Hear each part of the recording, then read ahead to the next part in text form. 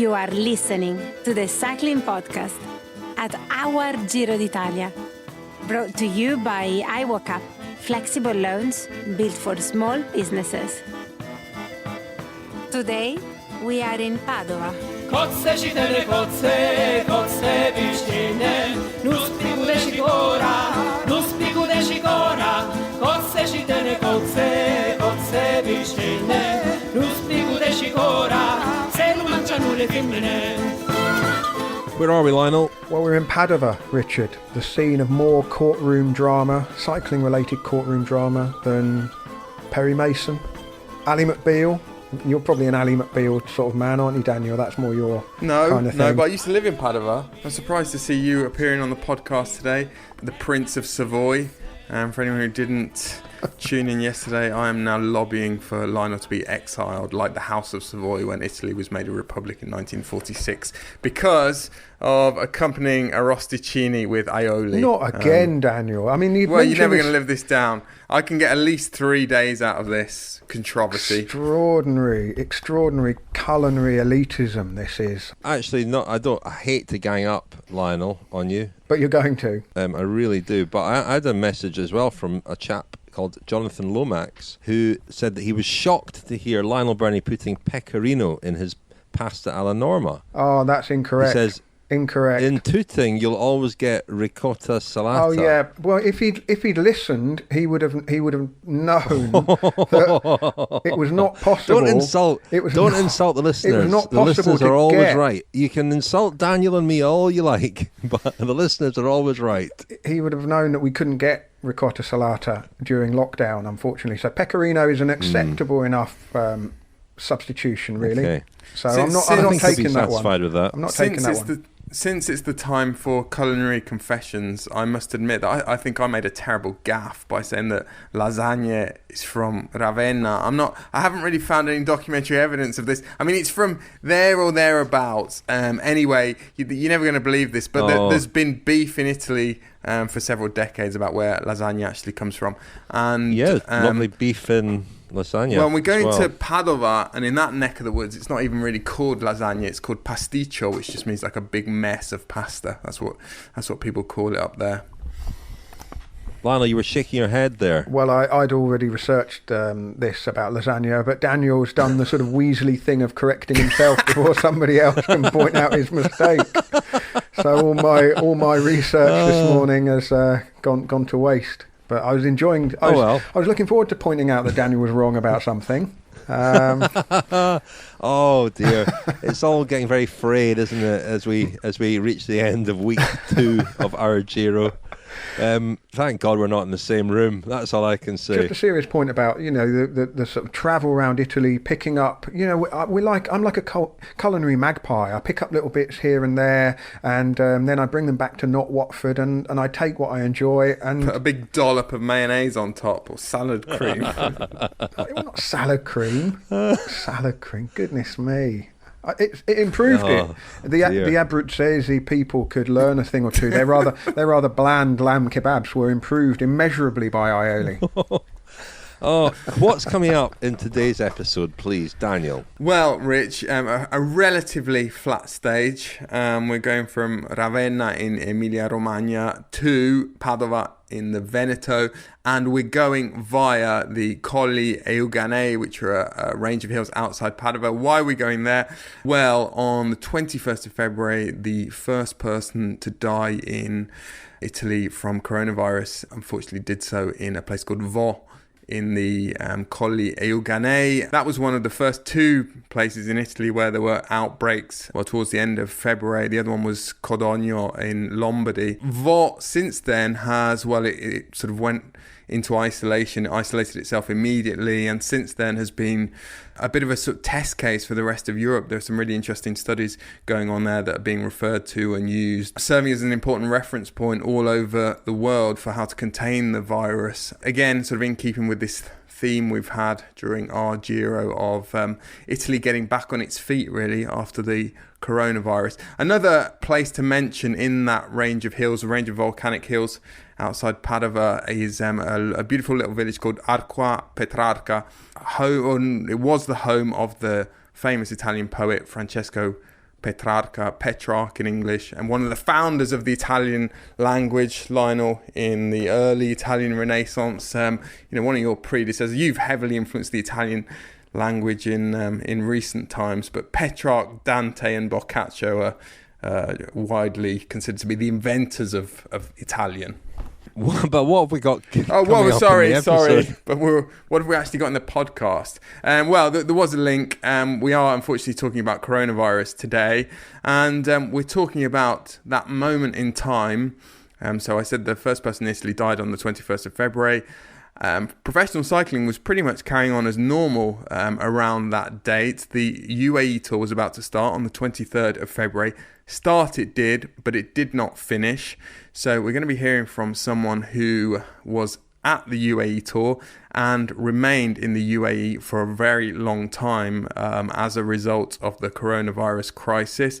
And we're also going to be hearing from the last race winner, or the last important race winner before cycling went into lockdown. So that is Max Schachmann, the German national road race champion, who won, of course, Paris-Nice. Before we hear from him, could we have the tale of the Tapa, please, Lionel? Indeed, Richard. Yes, stage 13 of our Giro from Ravenna to Padova. I was really taken by Ravenna last year, Daniel. We had a very nice evening there, didn't we? Went for a run around the town. Really suddenly felt like proper Italy to me once we reached that point, or the kind of the more holidaymakers Italy. I mean, Ravenna is obviously a very popular destination for people going on holiday. Shocked to see that in today's stage, which is 188 kilometres, it's absolutely flat as a piadina sandwich flatbread all the way to the 135 kilometre-ish mark, and then RGT cycling stage, the bit that we'll be riding, is like, three jagged volcanoes, mini volcanoes, 500 metres of climbing in 31.6 kilometres, and then we bail out at the top of the final climb, and then it's all downhill and flat to the line. I mean, you're just a sadistic race director, Daniel, choosing the hardest parts of the course every single day, even on what is basically a completely flat stage. Horrible, man. Another day in the saddle for us convicts of the road. Although I must confess, as Ciro might say, I've managed to get parole or something. I'm still in Cesenatico. I'm a day behind. I've been dropped. I'm off the back of Our Giro. I couldn't keep up. Had to skip a day, and it's Friday now, and I'm trying to get myself back in contention. It may be too late, I fear. But we've done the main climb. This is the sound, my friends, of freewheeling. A rare treat on today's stage, but lots more stages and lots more climbing for me over the next few days, I fear. Amarcord. I remember... Well, it's a bloke leaving Michele Ferrari's house on a it looked like a Celeste Bianchi bike. Wow, steady on. We don't want people to draw any conclusions as to who's visiting Dr. Michele Ferrari. It definitely wasn't anyone in team kit, was it, Lionel? But do you think that was him? I'm not sure. I think he's going at a decent old clip there, Lionel. He might be in Rovigo by the time we catch up with him. Oh, what a shame. I'm sure he'd wanted to chat, meet the cycling podcast. All dressed in black, wasn't he? Well, that's so frustrating. We might have just seen him. We were, 75 metres away? Definitely in his house. Can only have been his address. Do you think he's going to the start? Not impossible.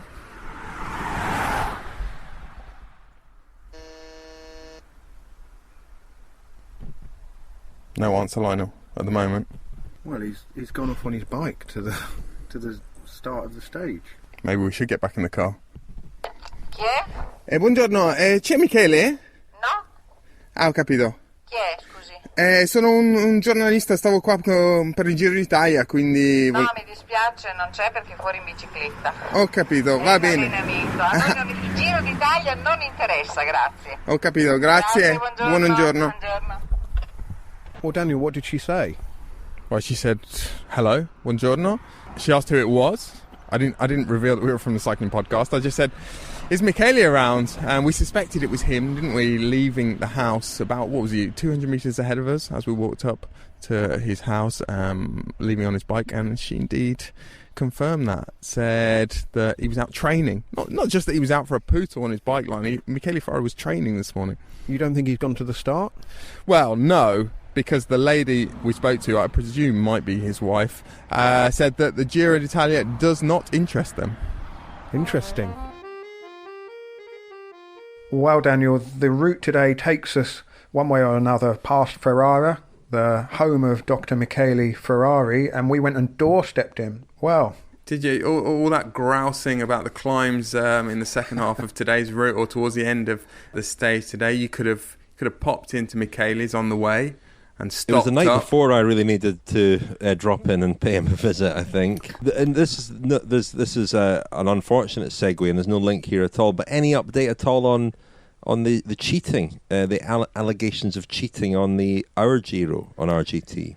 No, Rich, but we're gonna be exploring this in the next few days, aren't we? We're gonna dedicate. Investigating, I think, is the word. Investigating. Well, yeah, we're going to be investigating it over the next few days. It's going to be a bit of a inquest into what's been going on in our Giro, allegations of cheating, controversy, a controversy that sort of spans much of Europe. I think there are people of varying nationalities, different nationalities involved. There's a Frenchman involved, a Belgian. It's a good old-fashioned cycling e-doping scandal, potentially. Do you feel allegedly. You've made it as a race director now, that you've got a controversy on your hands? Yeah, something for me to really get my teeth into finally, Rich, I would say. The stage itself obviously going past, more or less past the doorstep of Dr. Michele Ferrari, and then ending in Padova, Daniel. I mentioned at the start the scene of more courtroom drama than you can shake a stick at. It was...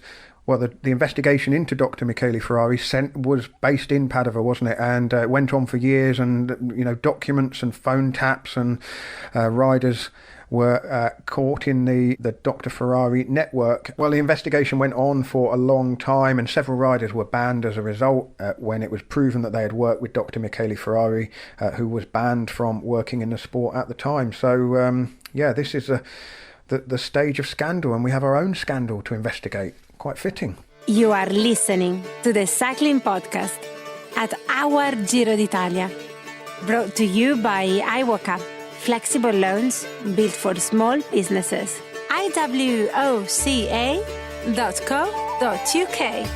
Big thanks to our headline sponsor, iWalka, and as we said in last night's podcast, iWalka has been accredited by the British Bank to offer CBILS, that's the Coronavirus Business Interruption Loan Scheme, designed to help businesses weather the current crisis with a loan on which the first year's interest is covered by the government.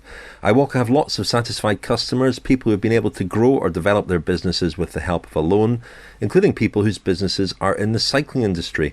Let's hear from one of them now. Hi, my name is Mike Mooney.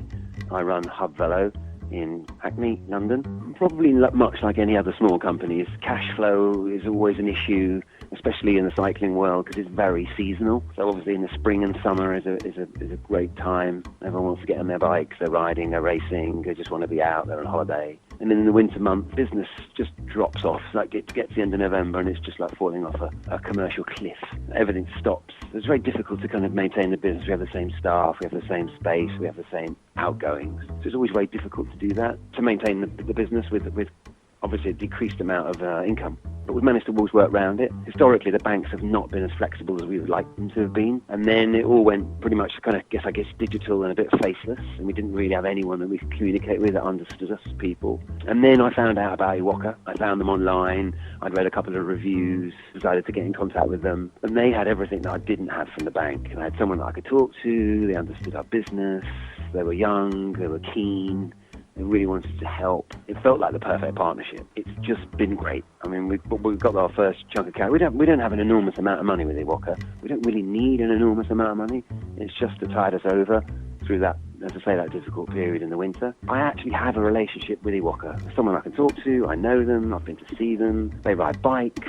They're young. They're dynamic. They're all the things that we didn't have before that we wanted. And that relationship has continued, and that's been really helpful for us.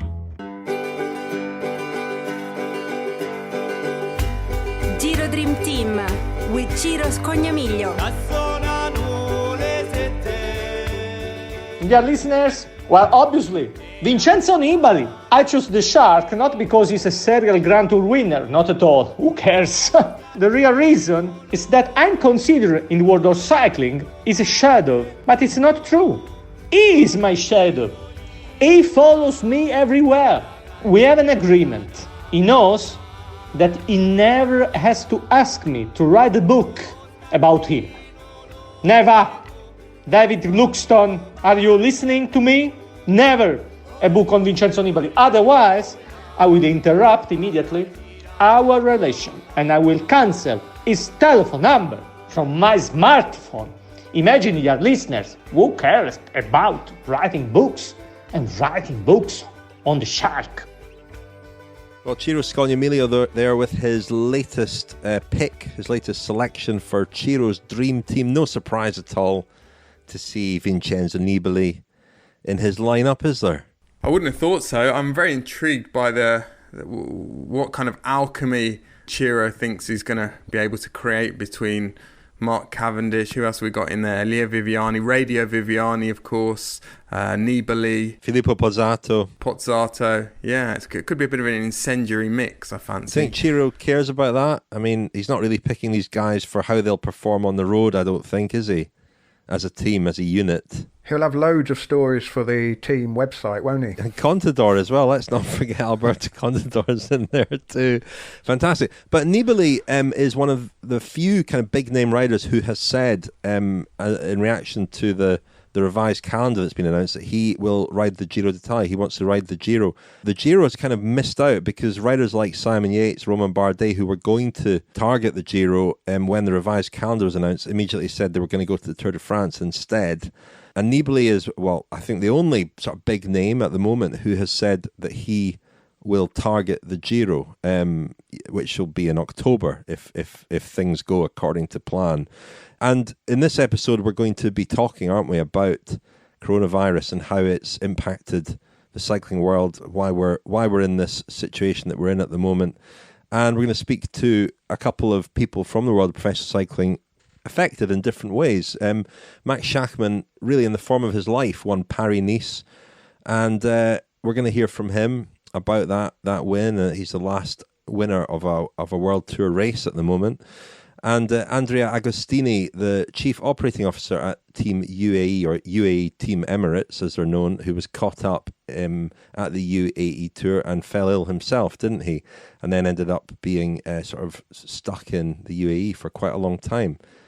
So you've spoken to both of them, Daniel. Yes, Rich. As I mentioned, if you go back to the week before the UAE Tour was supposed to start on the 23rd of February. So the week before, still no one had died in Italy, but then there was this football match that we discussed a few weeks ago, which has been described in various places as a biological bomb between Atalanta, the Bergamo team, and Valencia at the San Siro. 40,000 fans from Bergamo went there, and you know, whether that sort of catalysed the spread of the virus has not been proven, but that's certainly one theory. But anyway, so that was the 19th of February. UAE Tour was starting on the 23rd of February. And at that point, Max Schachmann thought he was about to go and race in Italy as well. He was down to do Tirreno Adriatico. But as we're about to hear Andrea Agostini's plans in late February and Max Schachmann's were about to be turned upside down. We went to UAE Tour the 20th of February. In Europe, started to talk about this kind of virus. Honestly, we didn't know exactly what kind of virus was. And just a couple of days later, we got to Dubai. We understood about the situation in Italy and this kind of virus. Honestly, we didn't know exactly how was the situation. Honestly, we weren't really worried about that.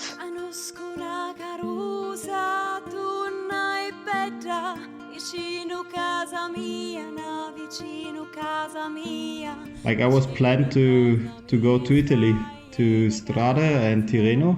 Of course, I also followed all the news, and it was like every hour something happened, something changed already. And I was like, should I go to Italy? I don't know if it's the smartest idea. And it was like 3 or 4 hours before my plane departed to Italy. My sport director called me and said, stay at home. We don't want to have you in Italy. Better stay at home. And if Paris-Nice takes place, we gonna get you there and you race in Paris-Nice. And that's what happened. I stood at home and then I booked myself a train ticket to Paris. Then the other part of the story, you know already what happened. We had, after a couple of days when the race started, a case of flu. We understood, we thought it was a flu, a normal flu, and we isolated the member of the staff immediately, like a protocol. But in that situation, our team doctor thought that could be talking about every day the situation, the virus and so on. He preferred to have a double check, and we sent the member staff to the hospital in Dubai. They said, it's just a flu. After 2 days, maybe it could be a virus. After 3 days, now maybe it's a false positive. So we hadn't the real status of the member staff. One in the beginning, and after a couple of days, another member got ill in the last day.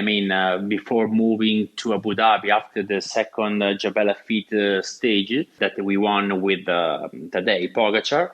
When we got to Abu Dhabi in the hotel, rumors going to spread about the stop of the race the day after because of some cases of coronavirus in the peloton. But during the night, we got the news about the stop of the race, and the day after, everybody got a swab from the organization.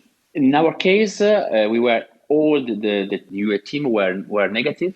And we were free to leave the hotel.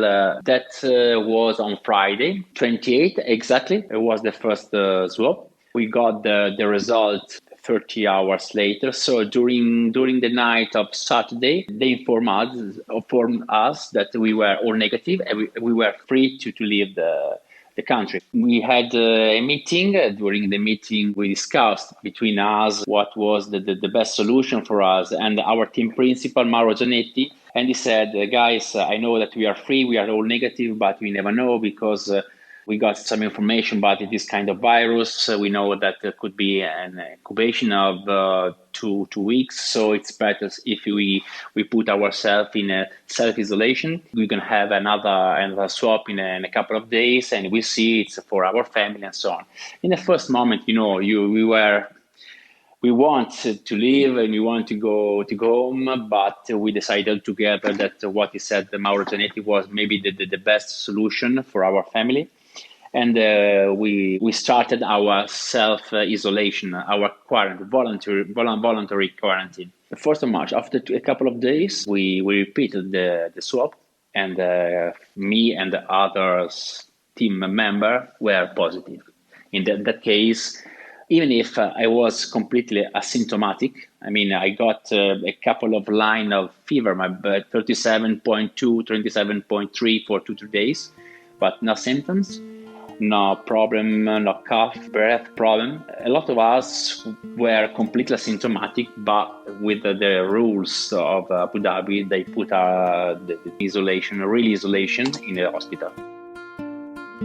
It's really strange to think back to that time, late February, early March, because as you mentioned earlier, Daniel, professional cycling was carrying on as normal. I was in Belgium for Het Nieuwsblad and Kuurne Brussels Kuurne, and I've spoken to a few people who were there at the same time, and we were all pretty blasé about it. There were reports coming out of Italy about serious outbreaks there, but there wasn't really a sense that Europe was about to sort of shut down at all.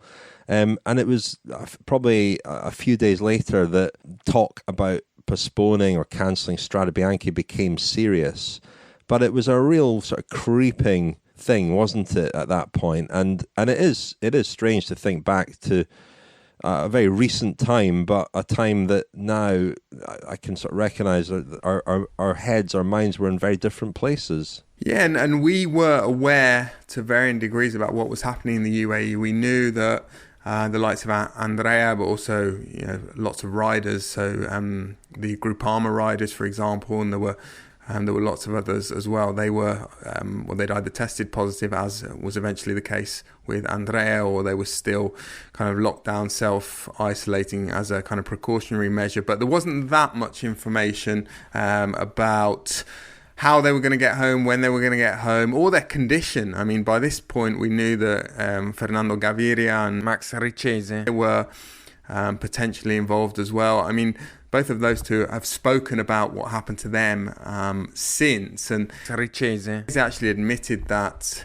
Gaviria had given. Well, he thinks that Gaviria gave him the virus. It was a bit of a joke one day. Gaviria sort of snatched a bottle of lemonade or a can of Coke off him and then gave it him back, and Gaviria about half an hour later started to feel ill, and those two they're pretty sure that that's what happened, that Gaviria transmitted the virus. Gaviria was profusely apologetic, obviously, afterwards, but they ended up being stuck in the same situation as Andrea Agostini, so they eventually tested positive and were stuck in hospital. And in the meantime, I was looking forward to Paris-Nice, and it was going to be my first race of the season to cover, and teams were pulling out in the days before Paris-Nice, and right up until the day when we travelled, we didn't know whether the race was going to take place. And then there was a fairly dramatic, I suppose, eve of the race in a place called Plaisir in the southern suburbs of Paris, when it's usually a routine director sportifs meeting before the race, but as we arrived and we saw the director sportifs arriving, we quickly figured out that this wasn't a routine meeting. A lot of the director sportifs were actually there with a fairly sort of open mind, or not having decided completely whether their teams were going to race Paris-Nice or how much of Paris-Nice they were going to do. And the outcome of that meeting, and there were also meetings with UCI medical people and the race doctor, the outcome was that all of the teams that had travelled to Paris-Nice were going to start. But, it was very uncertain. We didn't know whether we'd be able to interview riders. As it turned out, we could most of the time, but there were some teams who wouldn't give any interviews. And it was a very, very strange situation. And we had this sort of sword of Damocles over our head throughout the week, with the prospect of the French government in particular toughening up measures at a sort of rhythm of, every couple of days there were new measures being announced and changing the situation on the race, changing what ASO were having to do to adapt. Yeah, it was a very strange edition of Paris-Nice. Probably the opening few days didn't look all that different to normal. It's not a race that attracts tens of thousands of spectators to the roadside as it makes its way south. Often the Finnish towns are quite busy, but the measures that were put in place as the race unfolded kept the crowds away from the Finnish areas. But the race set off without Astana, CSC, Mitchelton Scott, Movistar, Ineos, Jumbo-Visma and UAE Team Emirates. But the flip side of that was that the teams that did go beefed up their rosters a bit. So it was a strong old field, smaller field, 136 riders. But they set off probably not knowing whether it would be Paris-Nice at all, how far it would get towards the south coast. CSC, Napalm, were Team Memory Card Jack and Jones also there? Or Did I say CSC? I meant CCC. I mean CSC. Not a corrections corner, because CSC didn't start. Faema, Molteni. I think you meant CCC, didn't you? I did mean CCC. Yeah. Well, whoever was there, chaps, it did turn out to be an absolutely cracking race in very trying and unusual circumstances. Et on a vu en difficulté Peter Sagan. Oui, Sagan distancié dans cette bosse. L'accélération de Maximilian Schachmann, qui place un contre immédiatement. C'est bien joué de la part du champion d'Allemagne, qui est un excellent coureur, on le rappelle. Vainqueur d'étape sur le Tour d'Italie. 3e de Liège-Bastogne-Liège l'an dernier. Et accélération de Maximilian Schachmann. Off goes Max Schachmann, trying to catch up with Alaphilippe and Tige Benoît in the course de Neauphle-le-Château. It was for sure one of the key moments of the whole stage race. At this moment, I didn't really think about the GC. I felt really bad doing that day. It was cold and I was tired, but on the last climb I saw that the others are even more tired. So I went with Dylan Toynes we made it to the front, and somehow I won. I don't know. It was it's even hard to remember. I think my head already deleted the first kilometers because it was so cold. Il reste moins d'1 kilomètre, less than 1 kilometer to go, and Schachmann again catches up with Tige Benoit.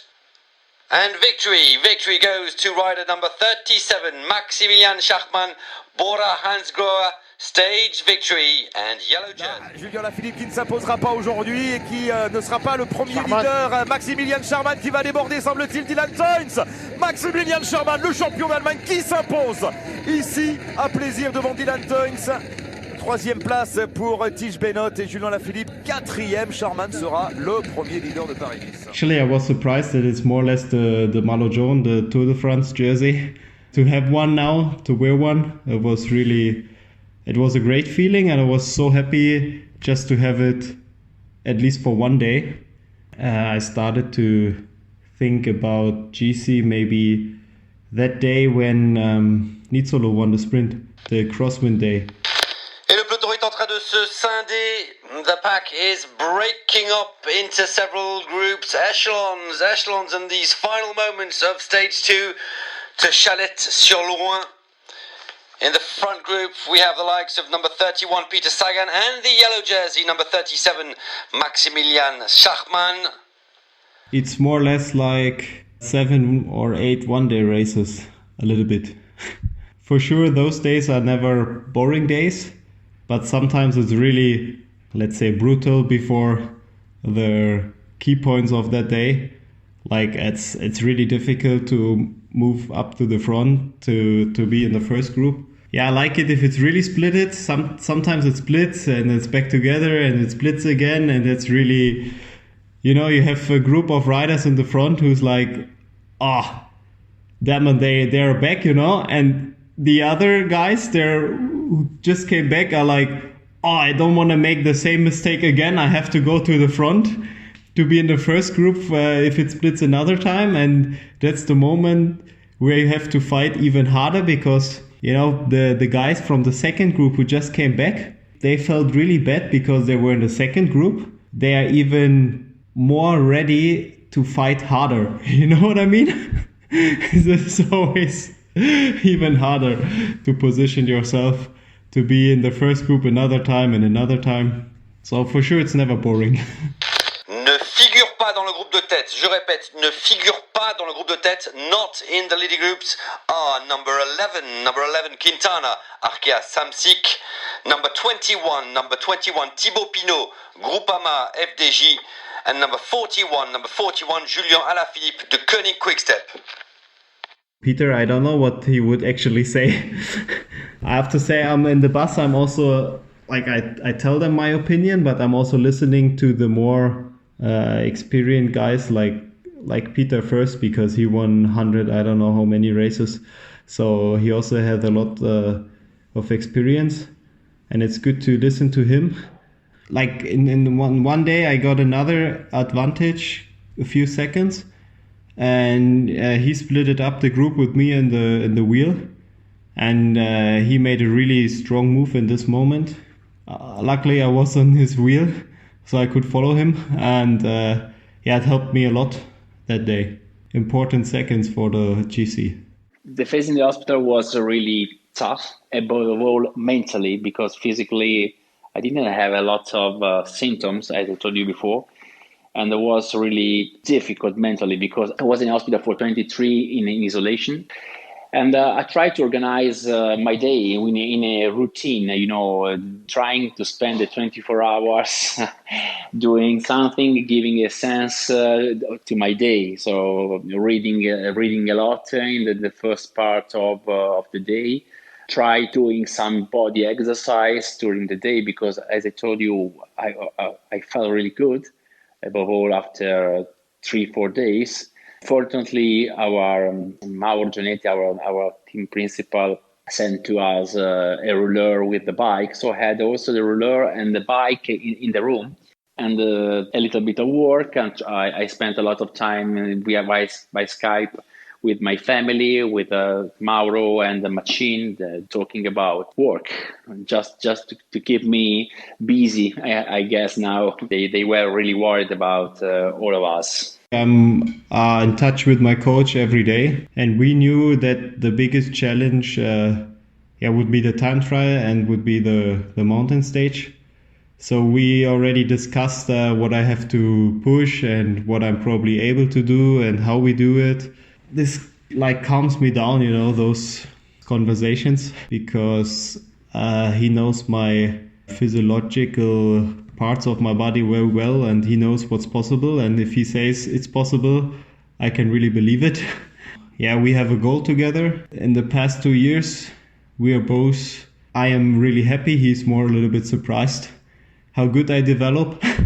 And it always is an extra portion of motivation for the upcoming period, also for this long training period now. I always try to avoid mistakes.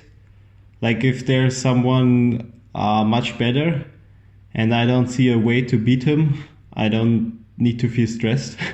It's how it is. But if there's someone better, I invest my energy to figure out a plan how to beat him. In the end, it's just a bike race. So if I don't win the race, even if I don't win, the earth spins around the other days, the next days. It's not the most important thing in the world. It's of course, for me, it's important. I work a lot for it, but I always try to take things not too serious. It's important to find the right balance. For the future, we'll be even more relaxed now because I already won one race like Paris now. If you have never won it, it's different. Now you can be even more relaxed. I would like to win it another time, but you feel a little bit less stressed. I started to ride the bike when I was 4 or 5 years old, maybe. Just a little bit, and then I played football, but I was not super successful. I was always talented in riding a bike because it was easy to drop my schoolmates, on the way back home. And even my father was no problem. He had a road bike, I had a mountain bike, and it was not hard to drop him at all. So, and then one morning, I remember it was a weekend, we listened radio during breakfast, and there was a bike race close to where I lived. We went there and we got in touch with the local bike clubs. I had a test training. A week later, I did a little race for the small kids on normal bike. I finished on the podium. And that was the moment I got into regular training. And when I was 12, I had my first regular cycling season. Races every weekend, almost every weekend. First in Hohenschönhausen. Then my parents, they built a house just out of the city. Then my parents got divorced. Back to Hohenschönhausen, or at both places. After school, I moved to Erfurt for the best German U23 team was based there, but you had to live there to do training together. It was a central system. So I moved to Erfurt to join the team. I raced there, and 3.5 years later, I moved back to Berlin, and then I lived in Köpenick. And here's a very important message from the race organisation due to the current situation and the ongoing pandemic. New security rules have been put in place on this edition of Paris-Nice. The barriers will be a lot longer on the start and finishing zones. And sadly, fans are no longer authorised to come to the starts and to the finishes.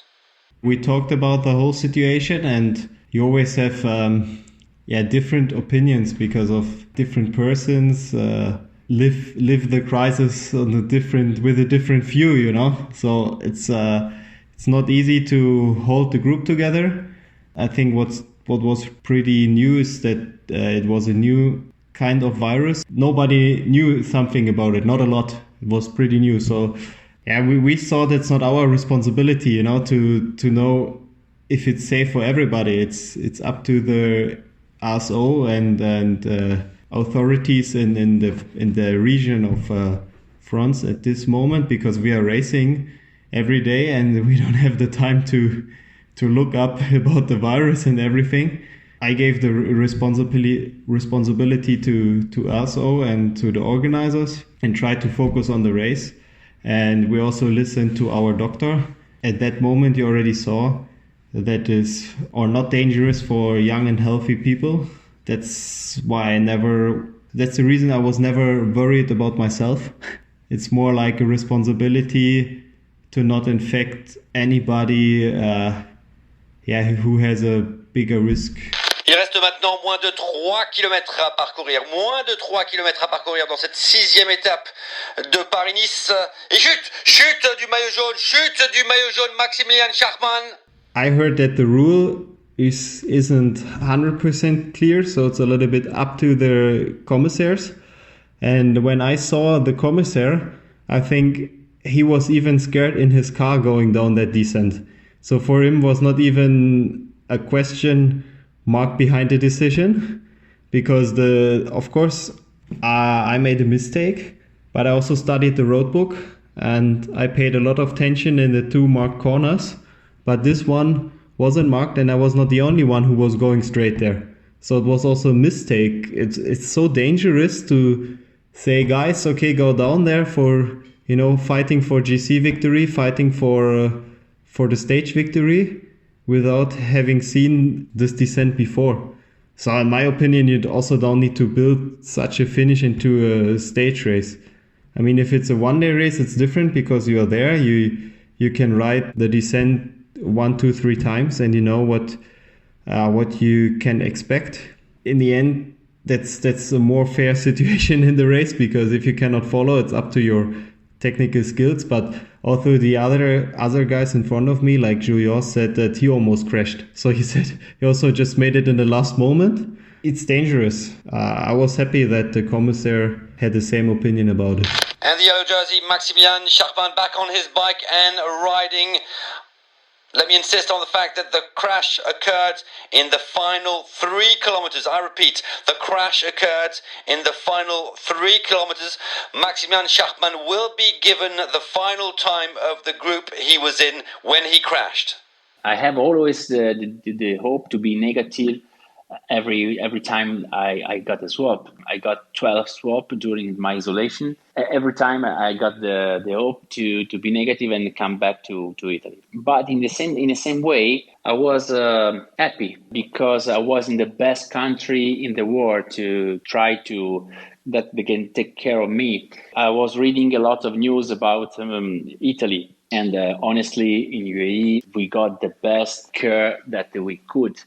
I did 12 swap. Was impossible in Italy to get so many swap for an asymptomatic coronavirus infected. And in the same way, a colleague of mine that got the intensive care for some days because it was a little bit heavier, his kind of virus, was treated in the best way, I think, we could. I was worried because I heard the news, above all during the end of my isolation, the flight. I couldn't find flight to come back home.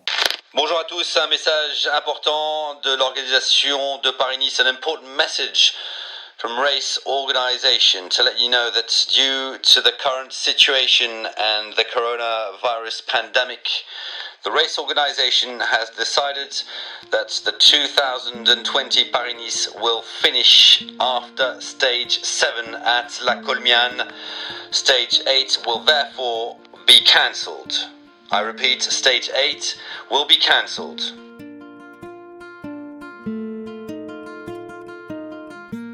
Bonjour à tous et bienvenue sur cette dernière étape de Paris-Nice, la 7e étape entre Nice et Val-de-Blore, La Colmiane, 166,5 km à parcourir. And welcome to what will finally be the final stage of Paris-Nice, stage 7 between Nice and Val-de-Blore, La Colmiane, 166.5 kilometers of racing today, and the yellow jersey still on the shoulders of rider number 37, Maximilian Schachmann of Bora-Hansgrohe. The plan was to approach the climb with a bigger group, not with someone in the breakaway who could win the race. Anaconao. He accelerated straight into the climb. It was really hard the first 3K. Nairo looked back a few times, but we were all close together and he told him, okay, stop it. So I think he even tried it, but he didn't see a good chance. That's why they stopped the move. And in the end, I knew that like a steady speed could be the best solution for me. And Felix helped me in the beginning of the climb. So I told him, go a good pace, but not too fast, so that I could always react. That's what we did. And the last 3 kilometers were pretty hard. When Nairo attacked, I was a little bit sweating in the moment, even more, because I thought, okay, hopefully nobody tries to follow him. But when I saw that nobody even made a little reaction, nothing, I knew, okay, that's a good sign, because everybody feels similar to me. So he could go, and we had our own race behind him. And the last 3 kilometers were really, really hard. With all the attacks of Thibaut Pinot. Higuita also tried it once, I think. And I knew that I have to stick on the wheel, because once I would have a gap, they would ride together against me. So I knew that I really have to try to stay with them as long as possible. That was really hard. I had it a few times before, similar. The pain intensity was similar. Maybe it was a bit longer this time. I got the first negative test 1 week before leaving the hospital. But the problem was that in the second swap, you have to get 2 negative tests in a row in 24 hours. I was negative in the first one, positive in the second one, the first time. The second time, again, negative in the first one, positive in the second one. I went really crazy in that period, because it was the first time that the second swap became positive after the negative of the first one. Finally, after 2 of that, I got 2 negative tests in a row in 24 hours, and I was free to leave. 26th of March. Et attention, parce que les 30 secondes, elles y seront peut-être sur la ligne d'arrivée. Paris-Nice va se jouer à coups de seconde, comme souvent ces dernières années. Et Schachmann est peut-être en train de tout perdre. Ah, quel numéro, un Tige Benoît, les mains en bas du guidon. La poisse, vainqueur de Paris-Nice 2020, Schachmann. Et puis, seconde après, il décroche. Okay, it was just one climb, it was not the steepest one, but it was a really long one. So in the end, you did quite a lot of elevation in that climb. So I think that's always the most important thing, to classify a climb. I felt quite good during the climb, so I was not suffering the whole climb. That's already a good sign, and I think I don't miss a lot, not to survive it easily, but to not go over a certain limit to arrive with the best. And as I told you, I felt already better, or I was better in doing the training after Paris-Nice, like 2 weeks after, 3 weeks after. Yeah, that's good to see.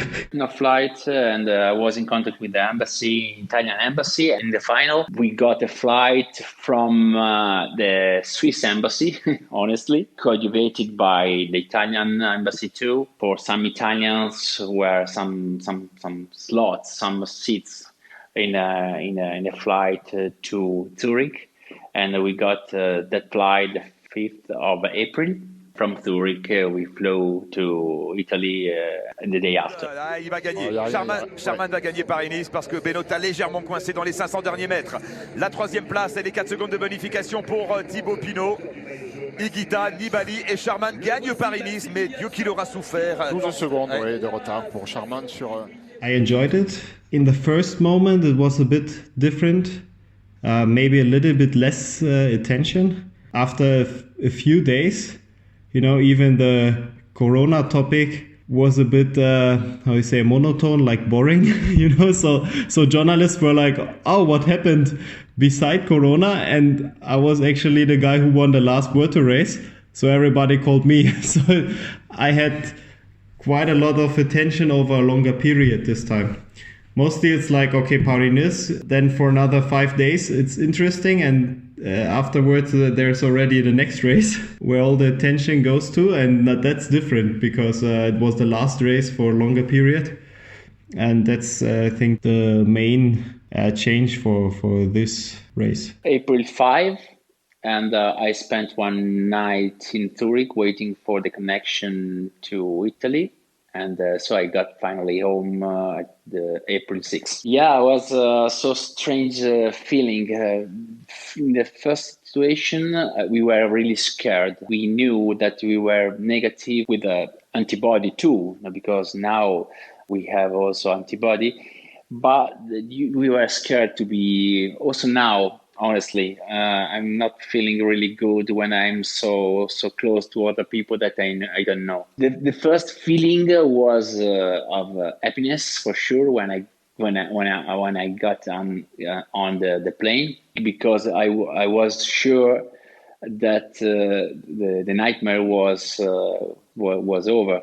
My mind was absolutely already in the moment when I could meet my family, my wife and my children. Of course, I wanna race as soon as possible again. Or I am still really happy that I won one stage race I did, and the other I finished second. The best case would have been to win both. And especially I increased my form after Paris-Nice. So I did a test and training. I was even better. That was the whole plan for the season, and it worked pretty well. But that doesn't feel like I wasted it. Of course, you work a lot, and you never know if it works, what you do in training.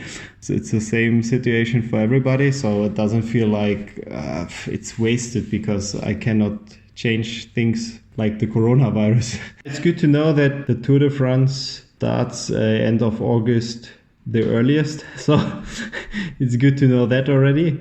I don't really think about whether we race or we don't race, because it doesn't help me. For the moment, we know that we probably race. So that's my goal, and I'm working for that goal.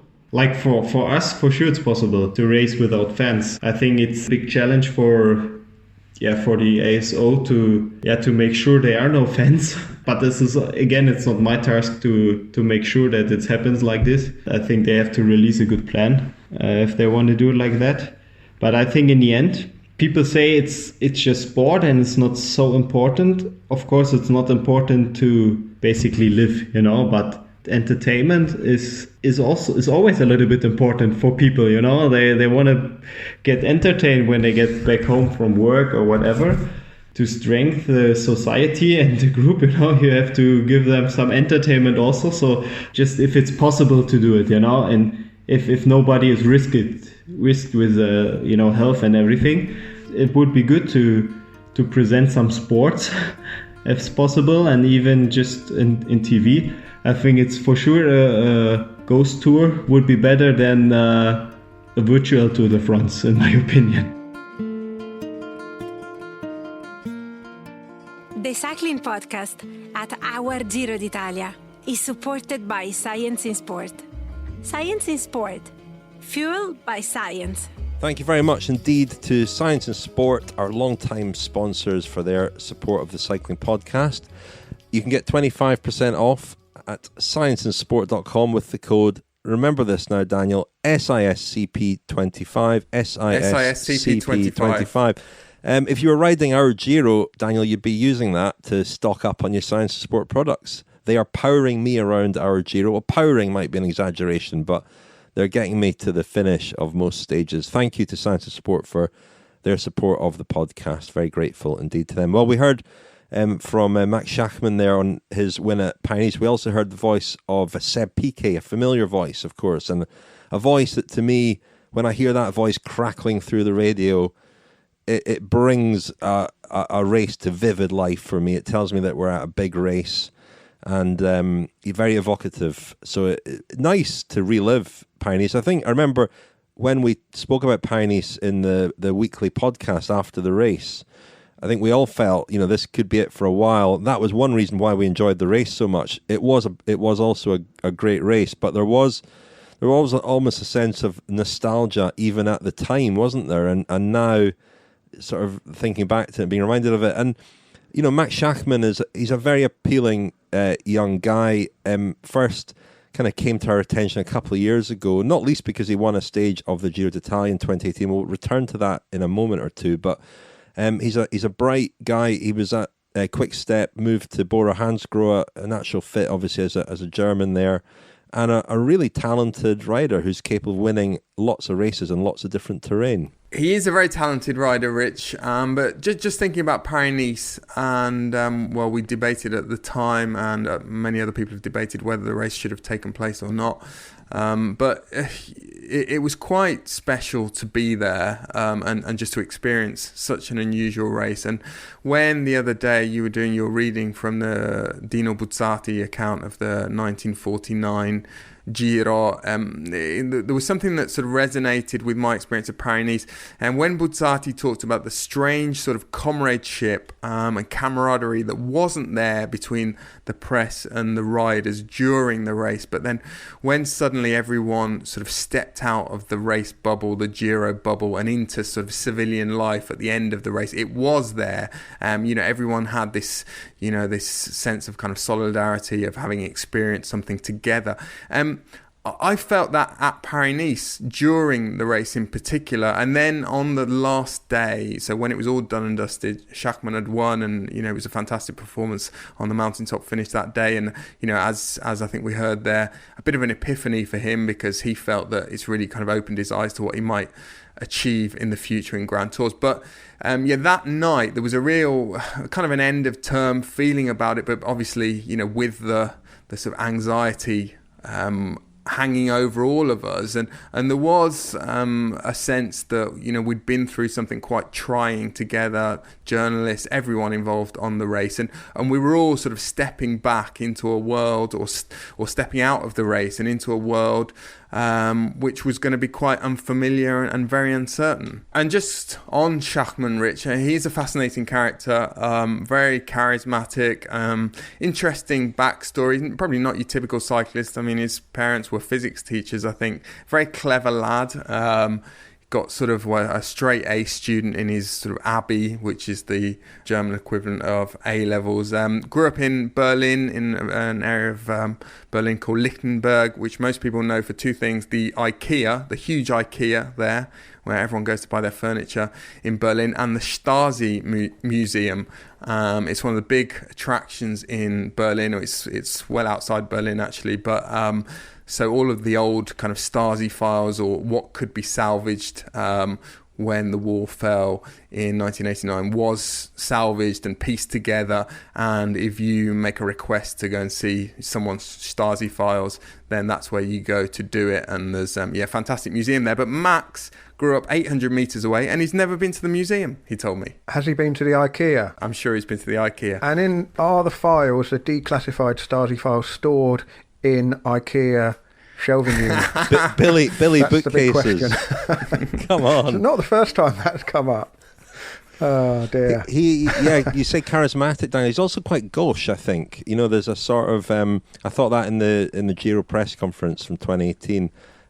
Very and spoke to him at the Tour de France last year as well, when he was Bora-Hansgrohe. Very kind of eager to please, I think, and chatty and friendly. You say that Grand Tour potential. I mean, Paris-Nice is traditionally a sort of good proving ground for guys who want to make that transition. I think he'd have had a hard time on that final stage had that been held, I think he would disagree. I mean, he said that he thought that suited him even better, the last stage. But he was third in a really pretty tough Liège-Bastogne-Liège in 2019. I mean, that was really underestimated the amount of climbing in that race. Kind of that got overlooked in all of our kind of giddiness regarding the new city centre finish. And they came over the top of that final climb. I was on there. They were all pretty destroyed, but he looked, he looked fit and ready to race. And I don't know, maybe he's someone who goes well when the races get really tough and hard, and a stage racer, a Grand Tour stage racer in the making.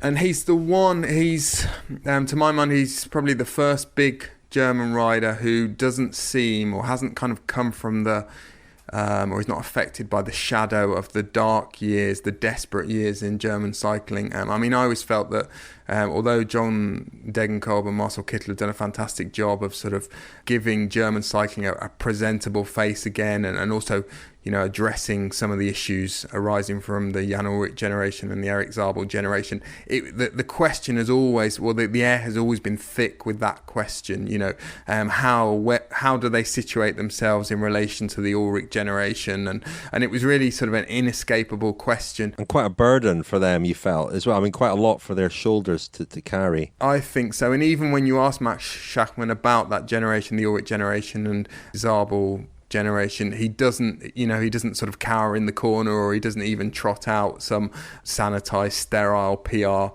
soundbite. I think he's quite comfortable speaking about that, but it's also not something that he feels really affects him or needs to affect him too much. Well, he was 3 when Jan Ullrich won the Tour de France. And, of course, I mentioned Schachmann won a summit finish at Prato Nevoso in 2018, albeit from a breakaway.